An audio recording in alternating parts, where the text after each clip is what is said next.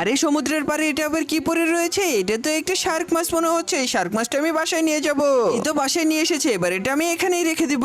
মা তো এখনই অফিসে চলে যাবে, বাই মা, সাবধানে যেও। এবার তোমরা দেখবে খুদে বিল্লু বিজ্ঞানীর পালা। এবার আমি এমন একটা ওষুধ আবিষ্কার করব যেটা দিয়ে শার্ক মাছটা অনেক বেশি বড় হয়ে যাবে। এই দেখো, এই ওষুধটা আমি শার্ক মাছের উপরে দিয়ে দিলাম, আর দেখো শার্ক মাছটা তো আস্তে আস্তে কত বড় হয়ে যাচ্ছে। এটা তো আমি ভাবতেও পারিনি। আমার আবিষ্কার বলে কথা, কাজ তো করতেই হবে। এবার ওর পানি প্রয়োজন, তাই তো এখান থেকে পানির ব্যবস্থা করে দিলাম। এবার আমরা দুজন ঘরের ভিতরে সাঁতার কাটবো এবং আনন্দ করব। মুখে একটু ফেস প্যাক দিলে তো আরো বেশি ভালো হয়। আম্মুর ফেস প্যাক গুলো নিয়ে এসেছে, এবার এটা আমি মুখে দিব। মুখে দিয়ে তো অনেক বেশি ভালো লাগছে। শার্ক মাছও অনেকগুলো মুখে দিয়েছে।